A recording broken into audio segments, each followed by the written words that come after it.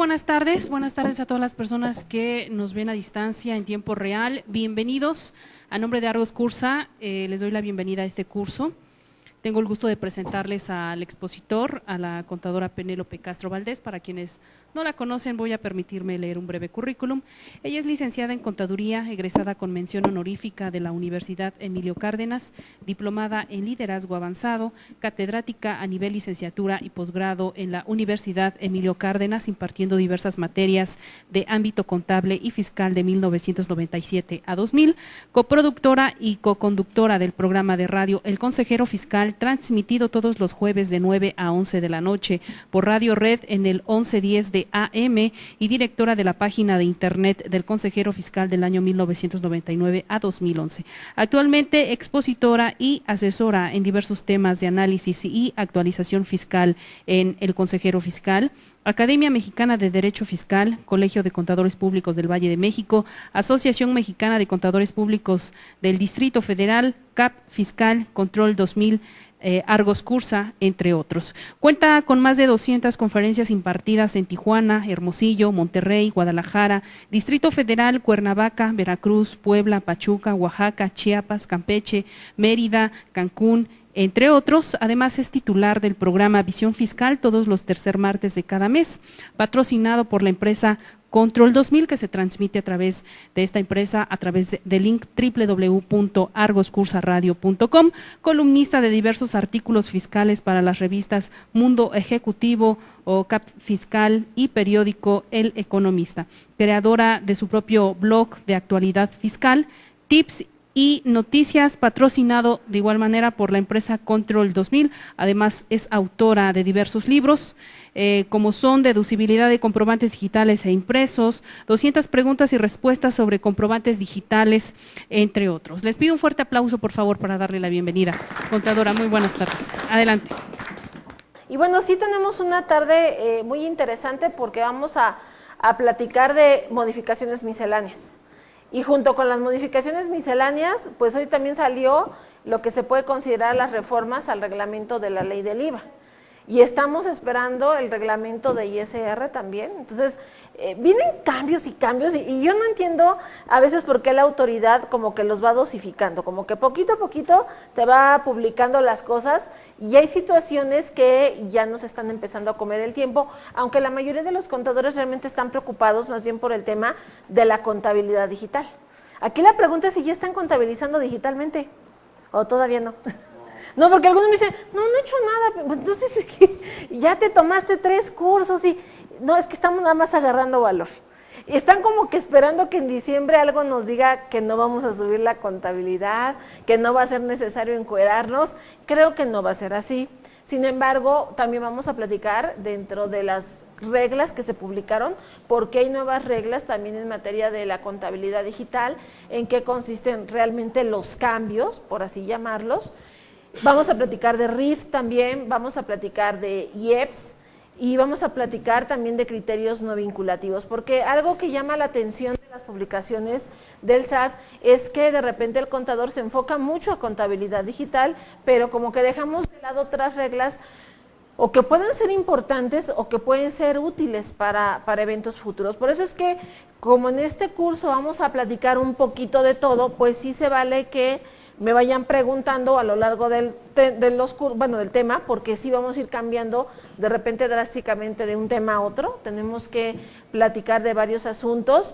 Y bueno, en esta ocasión el título es el recuento de los daños, porque gracias a las modificaciones misceláneas estamos entonces observando que algunos contribuyentes no le están pasando tan bien, algunos contribuyentes les han modificado algunos esquemas, estamos viendo también mucho descontrol de parte de la población. RIF era un régimen muy sencillo y se complicó todavía más de lo que ya estaba complicándose. Entonces, considero que sí es delicado este asunto, porque la autoridad lo único que está manifestando o está demostrando es que ellos también no estaban preparados para muchas de las modificaciones, y entonces a lo mejor tenían la idea de hacerlo de alguna forma, pero después cambiaron de opinión. De tal forma que yo sí les recomendaría, sobre todo a los amigos que nos están viendo por internet, que en algunos puntos que yo voy a tocar va a haber algunas situaciones que a lo mejor no vas a ver ahorita en tu material, pero están ya colgadas en el blog. Hay un blog patrocinado por la empresa Control 2000, se meten a la página de Control 2000, entran a la sección de blog y van a encontrar varios de los documentos, sobre todo el que salió hoy, el reglamento de IVA, para que vayamos tomando nota, ¿no?, respecto de algunos cambios. Y bueno, a lo mejor les parece curioso, si mis amigos de internet me acompañan e ingresan al blog, porque van a encontrar 5 cosas que colgué, 5 cosas para las cuales el mundo no estaba preparado, hablando del recuento de los daños. Y entonces, hay 5 cosas para las que no estábamos preparados. Una de ellas es para una invasión extraterrestre, otra sería para una invasión de parte de los zombies, un ataque zombie, para el apocalipsis, para el fin del mundo, y la quinta para la contabilidad digital. Entonces, es interesante que en todo este trance de este ejercicio fiscal, lo que estamos más bien constatando es que hay cosas para las que definitivamente no estábamos preparados. Y algo delicado es que en muchas de esas cosas para las que no estamos preparados, habitualmente el ser humano no está preparado tampoco para morir. Entonces, yo creo que aquí lo drástico del asunto es que hay situaciones que nosotros damos por sentadas, que nosotros sentimos que van a ser de cierto modo, pero puede haber eventos que motiven su cambio. Si ustedes recordarán, algunos de los que me acompañaron en el curso de contabilidad digital, hablábamos mucho acerca de un fin de una era, de la era contable como la conocías. Y por eso es que asemejábamos mucho la contabilidad digital pues al tema del apocalipsis o del fin del mundo, porque realmente era un cambio drástico. Sin embargo, aquí en el tema del apocalipsis o del fin del mundo, vimos zonas afectadas, por ejemplo, Baja California, con el tema del huracán que acababa de pasar, y son cosas que se salen de tu control. Son cosas donde tienes que tomar a veces decisiones ante el evento que estás presenciando, y muchos de los cambios que estamos viendo nos están orillando a ser así, a que el contador de repente tenga que tomar decisiones o adaptarse a los cambios, pero sin un manual o sin una receta de cocina. Entonces, este tema de los cambios drásticos yo creo que va a ser una constante de aquí a los próximos 2 años, porque estamos precisamente pasando por un periodo de adaptación. No solamente es por el tema de la contabilidad digital, es por el asunto de que la autoridad de alguna manera ha visto que la modernidad, que el avance de la tecnología, uno de los frutos que trae es, además de mayor control, pues mayor interacción respecto de, no solamente hacia los contribuyentes, sino hacia terceros, hacia información que recibe de otras fuentes. Entonces, esto cambia totalmente nuestra perspectiva. Por lo tanto, considero importante que los contadores estemos conscientes de que aún viendo modificaciones misceláneas el día de hoy, podemos esperar nuevas modificaciones. ¿Y por qué estoy tan segura? Porque una de las razones por las cuales muchos proveedores de programas de cómputo contable, como Aspel, como Control, por ejemplo, has notado que te han comentado que van a sacar nuevas versiones de sus programas, y es debido a eso, a que la autoridad también está cambiando ciertas reglas del juego, porque ellos también deben de estar preparados para cachar un montón de información y procesarla. Entonces, este tema del adaptarnos va a ser una constante. Por lo tanto, algo con lo que yo quise comenzar es con el tema de la muerte, precisamente, porque había situaciones que a lo mejor en el pasado no podían ocurrir o no las podías visualizar, pero ahora bajo los nuevos esquemas puede ser factible que algunas situaciones tengan que cambiar incluso hasta la manera de tramitarse. Y por eso comencé con esta regla, la 1226, porque algo que a lo mejor el contribuyente no ha concientizado es que esta relación con la autoridad no se va a extinguir hasta que se muera el contribuyente. Y eso es un asunto delicado, porque los empresarios están muy renuentes al tema de ingresar a la contabilidad digital. Algunos no cooperan con los contadores. Entonces, no, ese es tu problema, contador, yo para eso te pago y tú hazte bolas. Pero al final de cuentas, ¿quién es el responsable? ¿El contador o el contribuyente? Pues el contribuyente, o sea, pues uno qué finalmente. Entonces, el problema aquí es que el contribuyente no ha concientizado que esta relación no va a terminar pues así como que pues ya me caíste gordo, Sado, ya me voy a dar de baja o me voy a desaparecer un día. No va a terminar tan sencillo. Solamente esta relación se va a extinguir como el matrimonio hasta que la muerte los separe. Y algunos me dicen, no, pues por eso no me quiero casar, ¿no? O de haber sabido ni me caso. Pero aquí el asunto es que así es esta clase de relaciones, solamente se extingue con el fallecimiento del contribuyente o también en un momento dado con el fallecimiento de la autoridad, que eso lo vemos muy difícil. Y el asunto aquí es que, bueno, cuando de los avisos presentados ante el RFC se acredite el fallecimiento de una persona física titular de un certificado, lo que va a empezar también a hacer la autoridad es, pues no solamente iniciar un trámite, que vamos a ver más adelante, por fallecimiento del contribuyente, sino que va a ir de la mano, además de la cancelación del RFC, con el dejar sin efectos el certificado de sello digital. Entonces, algo importante es que el certificado de sello digital es útil para muchos trámites y el principal es para la facturación. De tal manera que dice el SAT, bueno, pues si estás muerto, no requieres una firma electrónica, no requieres una clave para hacer facturas, entonces va de la mano el dejar sin efectos el uso de esa contraseña o de esa firma electrónica que te permite generar comprobantes. Por eso este asunto es peligroso, porque a lo mejor a ti se te puede hacer fácil desaparecer o a lo mejor que nadie te encuentre o darte por no localizado, pero lo único que vas a originar es que al final de cuentas muchos de los trámites que a lo mejor tú tengas pendientes o trámites que habitualmente realizas, pues van a quedar sin objeto porque no se van a poder realizar al no contar con una firma electrónica. Por eso quise comenzar con este tema, porque todo nos va a llevar a eso, a que independientemente de lo que hagas o dejes de hacer, la autoridad siempre va a tener el control de toda la situación gracias a que ellos controlan no solamente el efecto, sino el uso de certificados digitales que van a ser ahora comunes para muchos trámites, no solamente para cuestiones fiscales. Y bueno, dicen que no obstante, el representante puede formular aclaraciones correspondientes. Incluso aquí es importante que consideremos el por qué a lo mejor se bloquean los certificados. Nosotros sabemos que los certificados se pueden bloquear porque el contribuyente se está portando mal, porque no presenta declaraciones, porque no cumple con sus obligaciones, pero a lo mejor es porque piensan que estás muerto o te están confundiendo con alguien que efectivamente falleció. Entonces, por eso es importante que dejen abierta la puerta para hacer aclaraciones, porque en casos de homonimia, pues a lo mejor eso explica el por qué a lo mejor alguna persona es confundida con otra y porque no puede facturar. Entonces, en este asunto lo que vamos a ver es que esta clase de trámites ya no van a ser trámites que a lo mejor se daban con el tiempo, con el paso de los años, los vamos a ver incluso hasta en tiempo real. Y por eso es importante considerar lo delicado que es estar en comunicación con las autoridades. Nosotros sabemos ya que a partir de julio es pues prácticamente ya necesario el uso de buzón tributario para las personas morales. Sabemos que para personas físicas en teoría entraban en enero del año que entra, pero pues realmente todos los contribuyentes ya tienen disponible el uso de buzón tributario y sin embargo los contribuyentes no se quieren inscribir a buzón. Yo cada curso les pregunto, a ver, ¿ya se inscribieron al buzón tributario? Y siempre me alza la mano 1, 2, a lo mejor. De aquí no sé si ya se inscribieron todos. ¿Sí?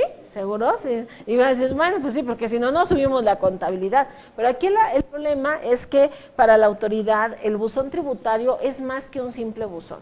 El hecho de que tú te inscribas a buzón tributario es una herramienta que le permite a la autoridad conocer una dirección de correo electrónico donde se puede comunicar contigo. Lo interesante de esta regla es que dice que los contribuyentes que tengamos asignado un buzón debemos de ingresar al menos una dirección de correo electrónico.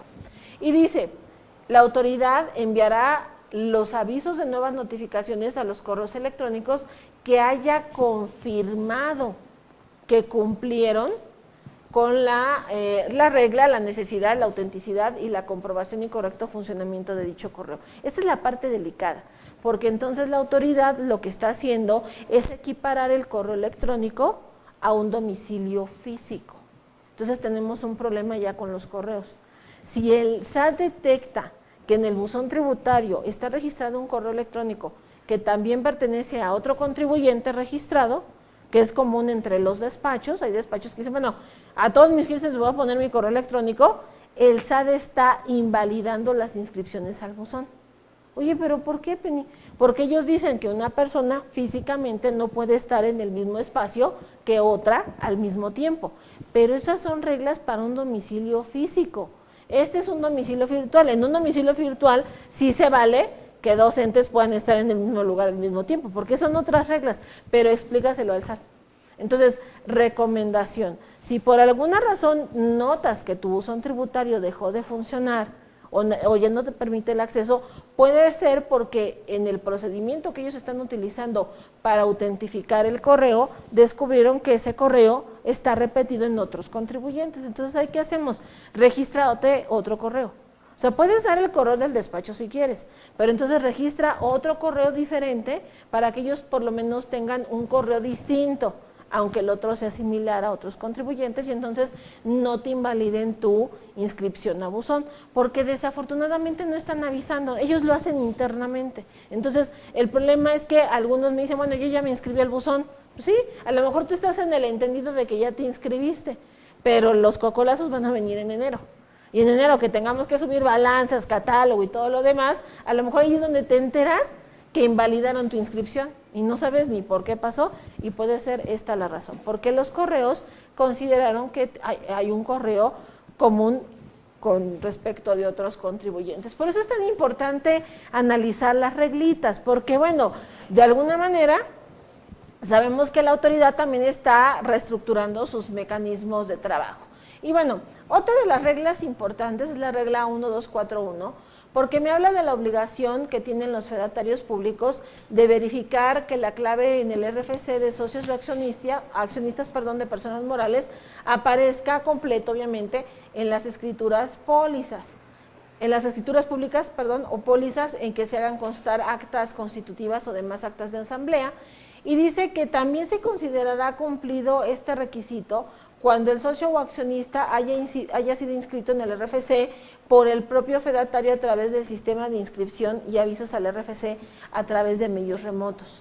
Algo que creo que hace falta que concienticemos es que los notarios no solamente están preocupados por el tema del RFC respecto de operaciones fiscales por el SAT, sino están preocupados por el RFC porque son actividades vulnerables. Entonces, si dejamos de lado el aspecto fiscal, los notarios como actividad vulnerable tienen que reportar al portal de ley antilavado. Y en los avisos que se presentan ante ese portal, el primer requisito de identificación de una persona es su RFC. Entonces, ese es un tema delicado para ellos, por eso es que cuentan con un sistema de inscripción remota. Por eso es que vayas a hacer lo que vayas a hacer con el notario, lo primero que te pregunta es, bueno, ¿y tu RFC? Y tu constancia de inscripción o tu cédula, o en el peor de los casos la CURP, y algunos me dicen, oye Penny, pero no me pidieron la cédula fiscal, pero me pidieron mi acta, pero me pidieron mi CURP. No te preocupes, hay unos que se encargan de darte de alta y registrarte. ¿Por qué está el miedo de no mandar un aviso al portal antilavado sin el dato? Prefieren registrarte, lo que pasa es que no te lo dicen. Y aquí el asunto es que hay mucha gente que el notario, la agencia de autos, las constructoras, están registrando en el portal de la CURP con tal de obtener el RFC. Entonces, ¿mande? Pues con el que venía ahí en el IFE. Pero lo pueden inventar, o pueden poner el domicilio que tú manifestaste para hacer la operación de compra de auto. Por eso es delicado este tema. Lo que vamos entonces a empezar a observar es que la autoridad, poco a poquito, pero va a tener la base de datos de todos los ciudadanos a través del RFC. Y entonces hay personas que ya están siendo inscritas por terceros, no solamente por los bancos, ahora también por notarios o por agentes que tengan que ver con actividades vulnerables. Por eso este asunto de la inscripción lo dejé como aparte. Les voy a explicar. Nosotros sabemos que hay varias maneras de estar inscrito al RFC. Y otra manera de estar inscrito al RFC es cuando eres asalariado y bueno, cuando hay una relación laboral se supone que tienes que inscribirte al RFC.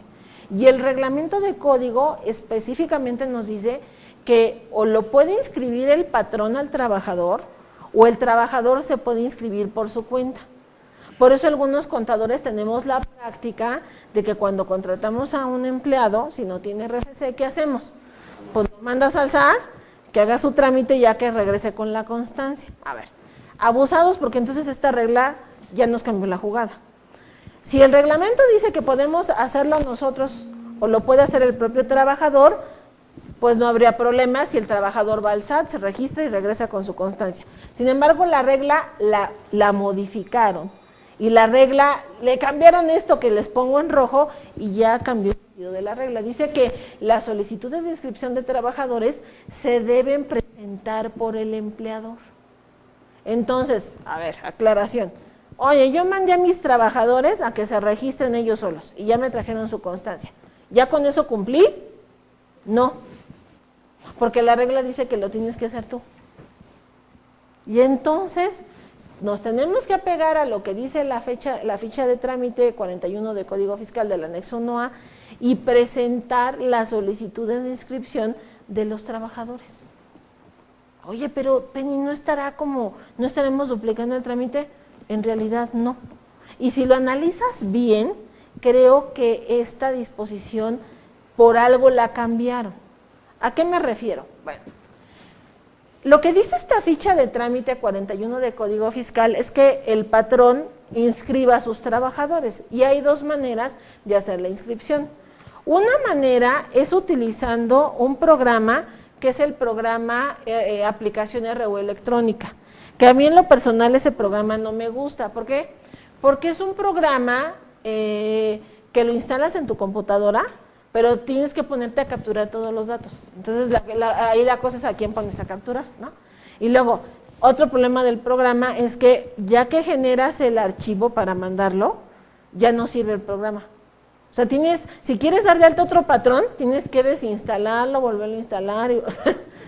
Entonces, como que no es práctico. A mí me gusta más la carga batch. Entonces, el anexo de la resolución dice que lo podemos hacer en carga batch. Y a mí me parece muy sencillito. Lo que tú tienes que hacer es abrir una hojita de Excel. Y en la hojita de Excel, en la primera columna vamos a poner la CURP de los trabajadores.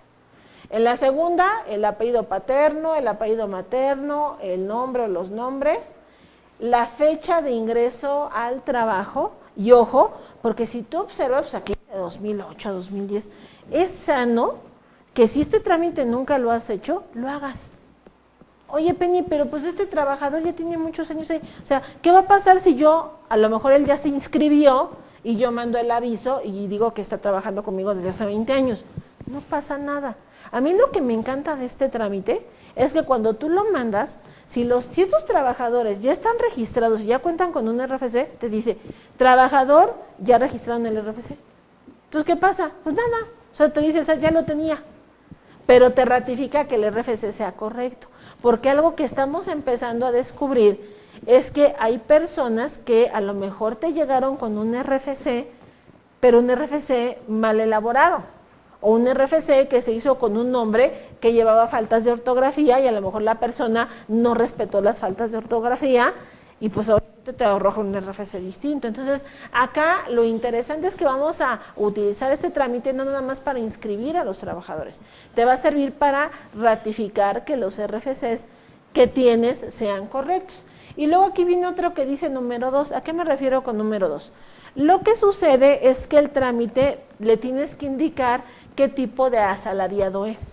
Y te dice, mira, vas a utilizar el número 1 para los salarios que en el año sus ingresos no son mayores, más bien son mayores a 400,000 pesos en el año.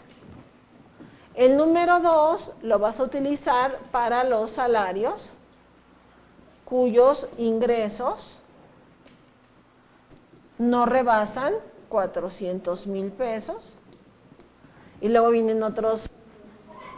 El 3 lo vas a utilizar para los asimilados a salarios. Asimilados a salarios cuyos ingresos rebasan 400,000 pesos en el año. El 4 para los asimilados también cuyos ingresos no rebasan de 400,000 pesos. Y luego también tenemos 5 y 6. El 5 es para actividad empresarial. Hay algo bien delicado con esto. Hay personas que piensan que el salario o el régimen de asimilados a salarios tiene forzosamente que ir de la mano con el asunto de un trabajador, y no es así. El régimen de asimilados a salarios es una opción para calcular el impuesto. Entonces, puede ser que alguien que pertenezca a actividad empresarial te diga, ¿sabes qué? Para este tipo de trabajo que te voy a hacer, por ejemplo, se me ocurre un carpintero. A lo mejor el carpintero de repente lo contratan para hacer algún trabajo en Monterrey. Y es un trabajo diferente, es un trabajo a lo mejor donde se le hace complicado trasladarse hasta allá, etcétera. Y dice, bueno, para esta clase de trabajo, en lugar de darte un comprobante, yo prefiero que me hagas una retención como asimilado y me hagas un recibo por asimilado, un CFDI. Oye, Penny, ¿se vale? Porque es carpintero, debería de dar factura, pero él puede optar. Aquí la cuestión es que cuando se realiza esta clase de opciones de pago a través de asimilados a salarios, lo que tú le estás indicando al pagador es que él te calcule la retención de ISR le intere.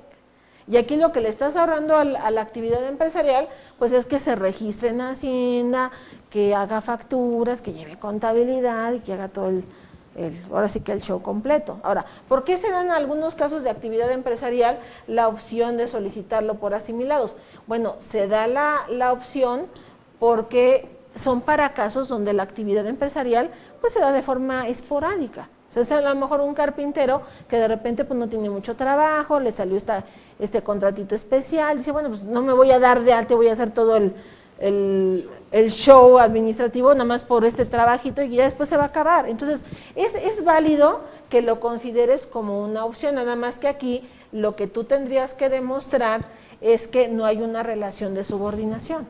Porque aquí el problema es que si se demuestra que hay una subordinación, te va a decir el Seguro Social, mira, está bien, ya le retuviste el impuesto, lo que tú digas y mandes, pero me debes a mí las cuotas obrero-patronales. Entonces, estas cosas se valen y por eso es que vienen todas estas opciones. Nosotros nos vamos a enfocar nada más en el punto 1 y 2 porque nos estamos refiriendo más bien al tema de los trabajadores. Ahora, me preguntaron en un curso, oye Penny, pero tú a todos tus trabajadores les pusiste el número 2. ¿Se vale que si yo no sé si van a rebasar o no van a rebasar el límite, a todos les ponga 2? Sí, porque nada más es para que entren en el registro. Es más, para serte honesta, pues es mejor ponerles 2. ¿Por qué? Porque si le pones 1, ¿qué es lo que va a hacer la computadora del SAT? Esperar una declaración anual. Y ahora sí, si el trabajador no presenta el anual por su cuenta, ahora ya le van a poder requerir directamente a él. Entonces, pues ojo, ¿no? Por eso nos pregunta aquí un dígito. Y por último, nos pide el RFC. Este es el RFC del patrón. Entonces, ¿qué vamos a hacer en la hojita de Excel? La hojita de Excel, te voy a explicar cómo hago yo las cargas batch, porque bueno, a mí se me facilita más así. Ya que tengo todas mis columnas, lo que yo hago es que cada columna debe de estar separada por una pipe, un elemento. Es la tecla que está junto al número 1 de tu teclado, parece una L, pero el signo se llama pipe o pipe. Y entonces lo que yo hago es que inserto una columna y en esa columna copio el símbolo de la pipe para que ya queden divididos. Entonces aquí inserté columna, columna, columna, por eso lo ves en rojo. Y aquí lo que hago es copiar la pipe para que ya queden delimitados los datos con los espacios. Y después esto lo guardas como archivo de texto. Entonces al guardarlo como archivo de texto, pues ya queda en el lenguaje necesario para poderlo enviar respecto de tu trámite. Ahora hay que ponerle un nombre. ¿Qué nombre le vamos a poner? Es muy importante que a este archivo que vas a generar le pongas como nombre el RFC del patrón, la fecha en la que estás haciendo el trámite y un dígito, como un dígito verificador, sí. Resulta ser que la autoridad sabe que va a haber patrones que van a registrar, a lo mejor como en este caso, 4 trabajadores, pues son poquitos, caben en un archivo. Pero hablando de patrones que tengan 1,000, 2,000, 3,000 trabajadores, pues sí es un número considerable, entonces no te va a caber todo en un archivo. porque lo máximo que puede pesar tu archivo para mandarlo por la página del SAT son 25 megas. Entonces, si requieres mandar más de un archivo, tendrías que identificarlos con dígitos al final. Sería 01, 02, 03, para que no se sobreescriban. Por lo tanto, lo que vamos a hacer después es ingresar a mi portal, ingresar al servicios o solicitudes, ingresar una nueva solicitud y aquí en trámite elegir inscripción a asalariados. Indicarle la administración local a la que perteneces, que es una solicitud de inscripción de trabajadores, y aquí decir que se solicita la inscripción al padrón del RFC de los asalariados para efectos de la regla, nada más aquí cámbiale 1244, porque acaban de modificar la regla, 1244 de la resolución miscelánea vigente.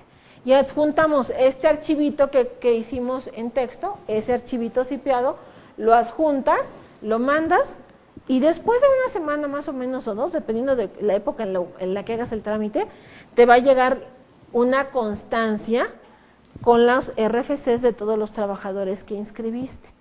Y entonces se puede decir que ya cumpliste con la regla. Oye, Penny, pero es que yo no lo quiero hacer. ¿Por qué? Porque todos mis trabajadores ya tienen RFC. Ojo, en materia de sueldos y salarios, no te puedes sacar un 9 o un 8 de calificación, te tienes que sacar el 10.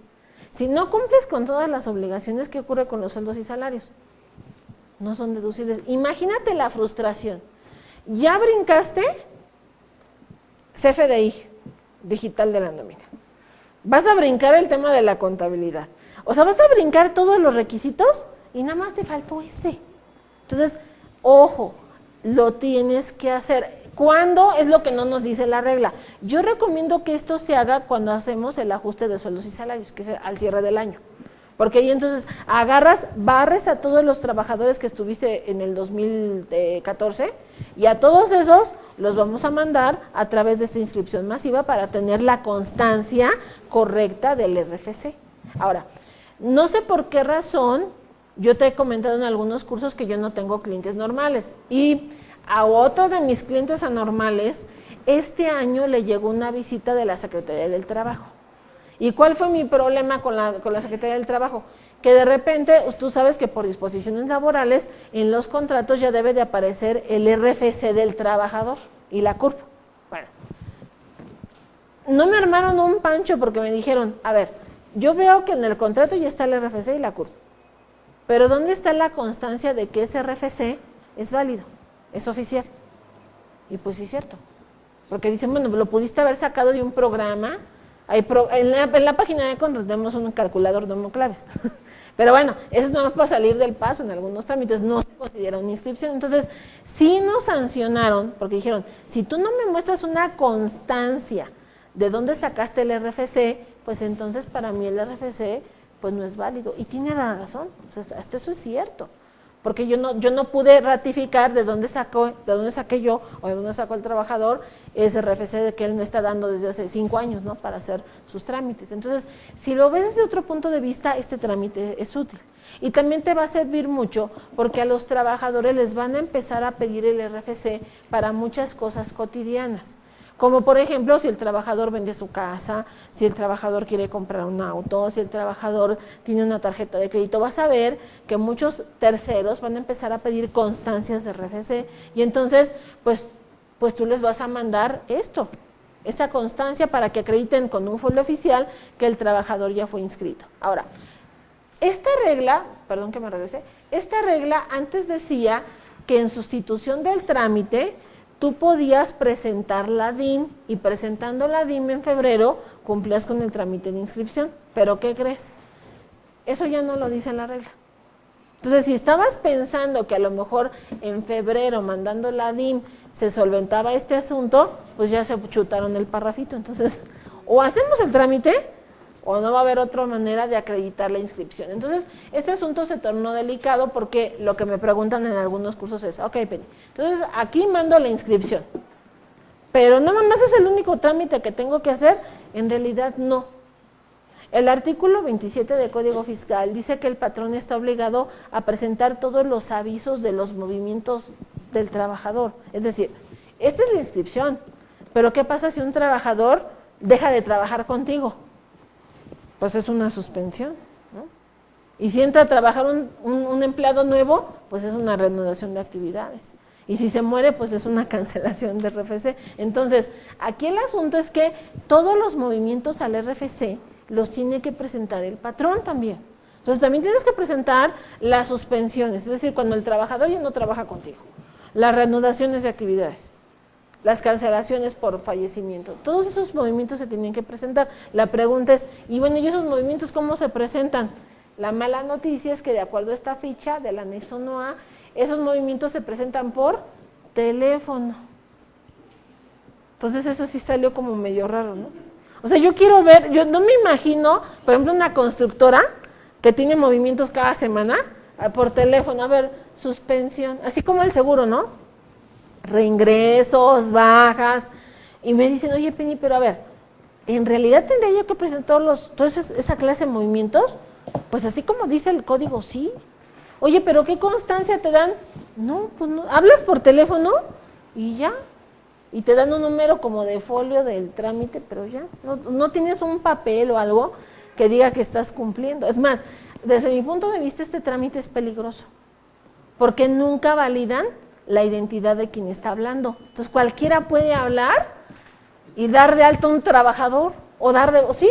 Pues cualquiera puede llamar en la oficina. Entonces creo que aquí es donde al SAT se le salió como del control y la verdad no están conscientes de que se requiere otra clase de trámite. Sin embargo, de momento yo te recomendaría que utilizaras este trámite, pero sobre todo para los casos de fallecimiento, porque ahí sí, fallecimiento del trabajador, pues sí es un trámite más que definitivo, y ahí sí valdría la pena, ¿no?, hacer el aviso. Ahora, tome en consideración que hay movimientos que el SAT ya va a estar conociendo en tiempo real por el tema de las nóminas. Según el SAT dice, mire, yo de repente puedo ver a un trabajador que aparece de enero a marzo, por ejemplo, ¿no? Pero a lo mejor en abril desaparece de la nómina, pues quiere decir que pues a lo mejor por ahí hubo una suspensión. Y a lo mejor después vuelve a aparecer en la nómina de diciembre.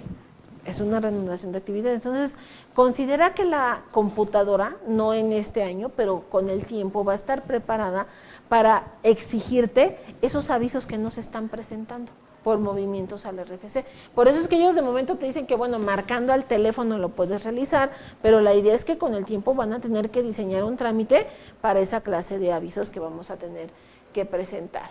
Y bueno, va de la mano con esta nueva regla, la 1247, porque entonces las personas físicas que a partir de los 18 años de edad cumplidos requieren inscribirse al RFC, lo van a tener que hacer ingresando a la página del SAT, ingresando su CURP, obviamente.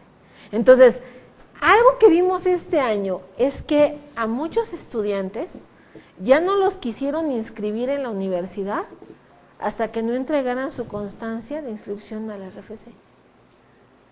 Y entonces lo que empezamos a observar es que la autoridad dice, bueno, si no es el banco, es el notario, si no es el patrón, si no es el tercero, o si no, de pérdida los de la escuela. Pero a través de muchos entes, a mí me está llegando la información de todos los ciudadanos. Por eso están hablando mucho en el SAT del tema de abatir la informalidad, porque es cierto. O sea, nosotros lo estamos viendo como que los están invitando a que dejen de ser informales y se incorporen, pero no es así. Realmente lo que están haciendo es como que mandándote advertencias, porque ellos saben que van a tener cada vez un poco más cerrado el camino para conocer quién tiene RFC y quién no tiene RFC y quién anda supuestamente la informalidad. Entonces, por eso sabemos que aquí el ciudadano, bueno, se registra, ingresa su CURP, ingresa un domicilio, es un domicilio que de momento se considera como un domicilio para ser ubicado, es un domicilio, podemos llamarlo fiscal, pero algo interesante, cuando tú te registras en esta página, te registras sin una actividad económica, pero estás registrado, ya estás en la base de datos. Entonces, la pregunta que me hacen mucho es, a ver, Penny, ¿qué pasa si un patrón registró a sus trabajadores aquí? Si yo lo hice por aquí, ¿ya no tengo que hacer el trámite de atrás? Sí lo tienes que hacer, porque cuando tú registras a un trabajador acá, el sistema lo único que hace es darte un RFC, pero te registró sin actividades económicas. Y entonces, ¿qué crees que va a pasar con la computadora? Va a decir, a ver, Dices que no tiene actividad económica y recibe un salario cada quincena. No entiendo. Y eso puede generar un cruce de información. Entonces, el trámite es para los que de verdad no tienen actividad económica, amas de casa, estudiantes. Pero si es trabajador, tiene que hacerse con el otro mecanismo para que quede ubicado en la actividad que le corresponde y no genere un problema de discrepancia fiscal.